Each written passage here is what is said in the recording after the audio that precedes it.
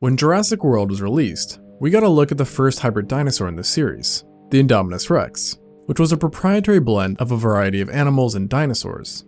Then, not so long after, we got our second hybrid in Fallen Kingdom, the Indoraptor, or as it's sometimes nicknamed, the Indominus Raptor. A horror movie-worthy creation that enjoyed the perks of a body much larger than what's seen in most real dromaeosaurs, but still retaining a crazy level of agility, a sickle toe claw, and perhaps the hardest to miss, a set of Slender Man-like arms equipped with claws that would put Freddy Krueger to shame. And while it may be smaller than the Indominus Rex, this wombo combo of features certainly makes it a bit creepier, despite sharing many similarities. And it's no mystery why these two creatures share some aspects, as the Indoraptor itself was pretty much inspired by the question of what would happen if you combine the Indominus Rex with a real Velociraptor. But as it so turns out, we don't have to ask that question, because nature kind of already answered it for us. Just a really long time ago, about 150 million years ago to be exact. As it was then during the Mesozoic that a family of theropods emerged who were strikingly similar in appearance to the Indoraptor, but were in some ways even more bizarre and arguably more deadly. These were the Megaraptorans.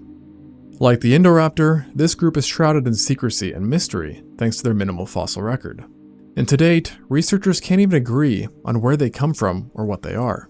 But there is no argument that they would have made for the perfect Jurassic Park villains, as each one followed the same nightmarish body plan, which included this. What you're seeing here isn't a giant sickle claw on some supersized raptor's foot, but a hand of all things, and it belonged to the Megaraptor, the holotype for the family and the first Megaraptoran to be discovered, being unearthed in Argentina before the turn of the century.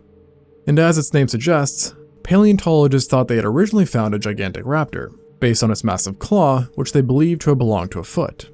However, we now know that this was a hand claw that sat on its first finger, and that it measured a whopping 30 centimeters or 12 inches, making it about the same length as the longest Bowie knives in existence, or just as long as your typical ruler.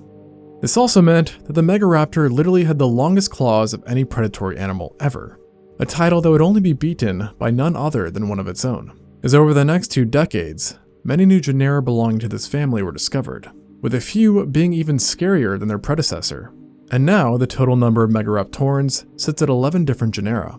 And crazily enough, these additional discoveries wound up teaching us that Megaraptorans' iconic weapons were somehow much more lethal than first thought, as these theropods didn't just have one built-in sword, but 2, as their second finger had their own enlarged recurved claws that were just like the first, i.e., shockingly sharp and very long. And what's crazy is that their claws were likely even longer in real life, as they were most likely covered in a keratinous sheath that might have added an additional 30% in length. And now, while the third finger did not have giant claws like the first and second, it was still razor sharp and powerful.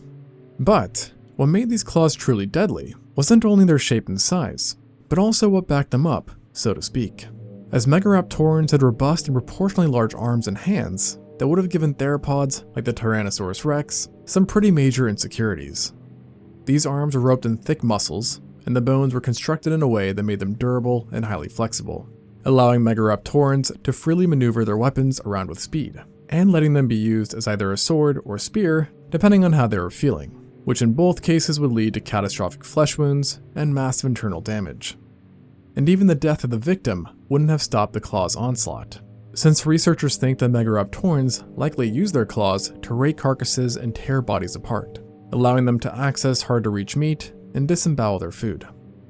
Now at this point I could stop here and still have it be plenty clear on why it would suck to be hunted by Megaraptorans. Yet this isn't the full picture. Oh no. As to truly understand the extent of their brutality, we have to talk about prey body size. You see, if a dinosaur was large enough, it's thought that Megaraptorans would have hunted it by using giant fatal claw strikes and slashes to bring it down, before dicing their victim up into smaller edible pieces. This sounds bad enough, however this is actually the lesser of two evils. As for smaller dinosaurs, including what would be human-sized ones, the Megaraptorans did something much more unpleasant. They would first catch their prey, grip them, and pierce them like a shish kebab with their giant hooks, and then while they were still possibly alive, eat them. Kind of like a person eating a piece of pizza, only that the pizza's alive, has been impaled, and is definitely screaming. We know this is a possibility, as Megaraptorans all had hyper-flexible and well-developed shoulders, that were unlike anything seen in most predators, implying a wide range of motion and the ability to lift things upwards towards their waiting mouths. And despite not being as deadly as their horrendous claws, their mouths were no joke either, and in some ways were actually more interesting. Because unlike most predators that have similar teeth to their relatives, the Megaraptorans had vastly different ones among them, each seeming to take inspiration from other notorious dinosaurs. For example, the Megaraptor had similar frontal teeth similar to those seen in Tyrannosauroids, being chisel-like and having a D-shaped cross-section. Meanwhile, the Murusraptor's front teeth were like fangs of all things. It got weirder though, as others, such as Australovenator and Orcaraptor, had teeth more like Compsognathids and Dromaeosaurs, with the front sides being smooth and flat, while the backs were serrated and designed to cut.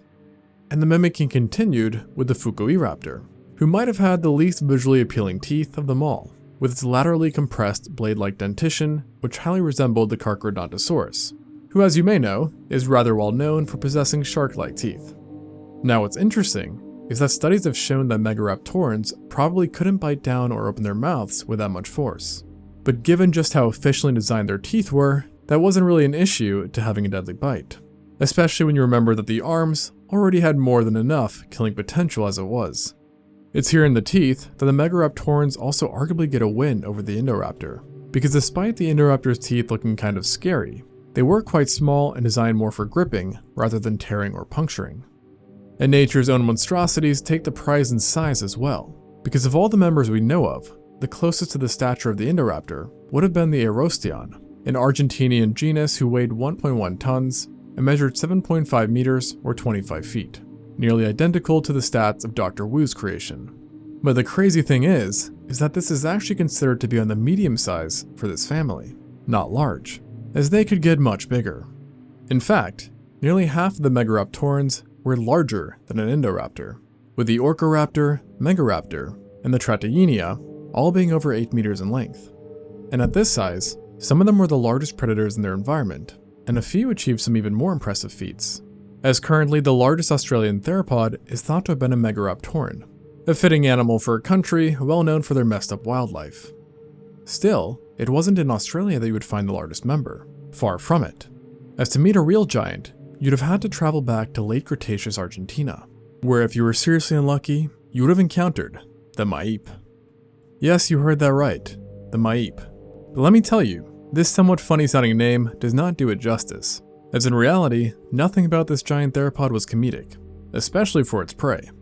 Not only was it the largest member in its family, but it was also a massive theropod in general, with recovered bones suggesting a length of up to 10 meters or 33 feet, longer than the length seen in the biggest conclusive Allosaurus specimens. At this size, Maipe was no doubt the biggest and baddest theropod in Argentina, and it likely preyed upon pretty much everything, including a variety of ankylosaurs, hadrosaurs, and ornithopods.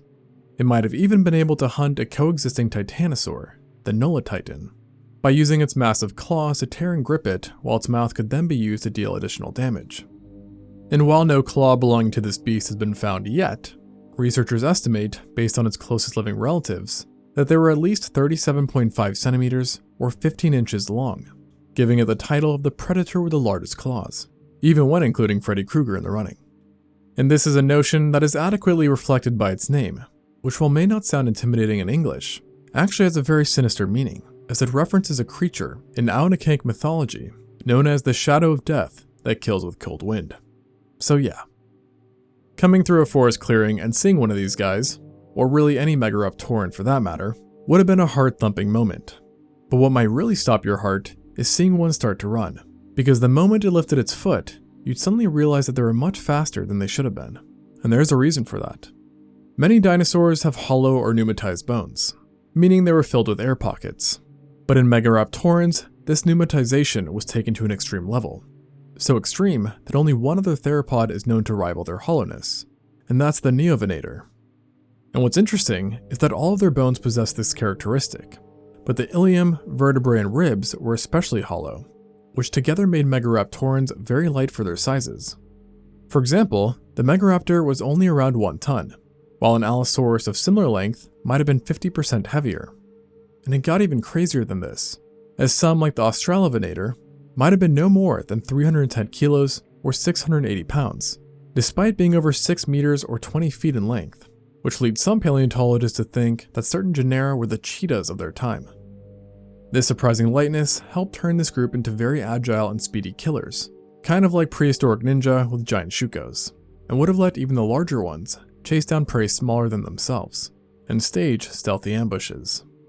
Not to mention, they also had leg bones that were relatively slender and similar in construction to those seen in scariers, implying yet again more adaptations meant for running. And no surprise, such a design worked wonderfully to the misfortune of others. But unfortunately for them, this others could even include themselves, as fossil records have shown.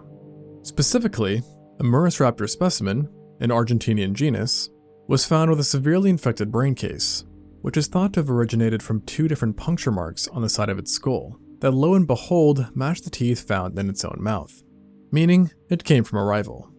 The extent of the infection was so severe that the team who studied the skull believed that there is a greater than 50% chance that the individual succumbed to its injuries.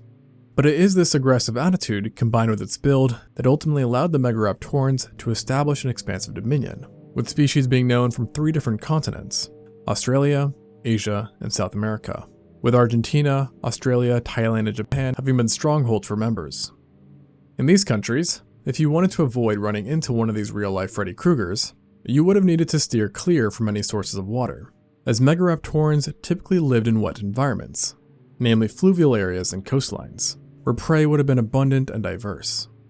There's even some speculation that some members may have opportunistically hunted marine and semi-aquatic animals, such as crocodilians, large turtles, and big fish. In fact, once upon a time, paleontologists actually thought that hunting in the water was really the Megaraptorans' main way of acquiring food, with the idea that they use their large claws to ensnare and spear fish. But nowadays, based on all their other adaptations, it's believed to be an unlikely story, and there's near universal agreement that they were simply terrestrial hunters, who were many times the sole apex predators in their environment. However, this wasn't always the case, and fossil records indicate that they had quite the rivalry with Carcharodontosaurids, who were sometimes even bigger and specialized to tackle big game.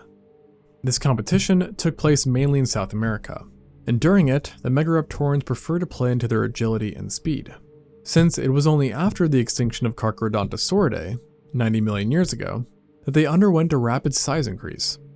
But funnily enough, despite their competition with the Carcharodontosauridae, they coincidentally shared a similar brain case shape and design, leading to some thinking that the two had comparable intelligence levels. Now, admittedly, Carcharodontosaurids are no Indoraptor when it comes to intelligence, but they have been compared to crocodiles, who despite misconceptions can actually be quite smart, and are known to occasionally set traps, coordinate, and even once in a while, use tools to lure prey. So that's all to say, if any of this rubbed off on the Carcharodontosauridae, and thereby Megaraptorans, neighboring herbivores would have been in for quite the nasty surprise. Despite this shared similarity and the two's close but questionable relationship, Megaraptorans are currently believed not to be part of the Carcharodontosauria, and actually, no one really knows what these enigmatic killers were. Obviously they have their own family, but to which group of theropods they belong to is unknown. As their name suggests, originally paleontologists thought they were giant dromaeosaurs, but this has since been discarded since they don't have enlarged toe claws. Then they thought that Megaraptorans were part of the Neoventoridae, given the similar hollowed bones, but that didn't last either. And since then, 2 new schools of thought have emerged, with one side believing them to be tyrannosauroids, meaning their closest relatives were possibly tyrannosaurids, or they were simply non-tyrannosauroid scariers, which doesn't really tell us much either. And the mystery surrounding this group doesn't end with classification, as we also don't know where they come from. Currently, the best guess is that they originated in Asia, possibly during the final days of the Jurassic. From there, they wound up in Australia sometime in the early Cretaceous. After that, they ended up doing very well and became highly diversified, eventually carrying on their conquest to South America, likely arriving there via Antarctica. So quite the explorers, on top of being the perfect killing machines. And actually, they were so good at being hunters and simply existing, that you could make the argument that Megaraptoran traits were more effective than what other theropods had. Because if you compare this group's survival time against others, it's basically a clean sweep. For example, Tyrannosauridae achieved an existence of about 16 million years, Spinosauridae 46 million, Carcharodontosauridae 64, Megalosauridae 25 million, and you get the idea. Meanwhile, the Megaraptorans clocked an existence spanning over 84 million years, making them among the longest-lived dinosaur groups, period. And opposed to some animals that tend to get smaller through time, it seems that they only got scarier and more overpowered, as the last iteration and surviving member happened to be the biggest and arguably the most deadly. And of course, I'm talking about the Maip itself. And when you have a family as messed up as this, it really makes you wonder, how did they even go extinct? Well, it turns out that Mother Nature herself couldn't get the job done, because like the non-avian dinosaurs as a whole, the Megaraptorans were only wiped out after a giant meteor slammed into the Earth 66 million years ago, bringing an end to all non-avian dinosaurs and the last of the Megaraptorans. And to this day, we're still waiting for a new animal to pop up that has claws even close to as impressive as theirs. Thanks for watching, and until next time on ExtinctZoo.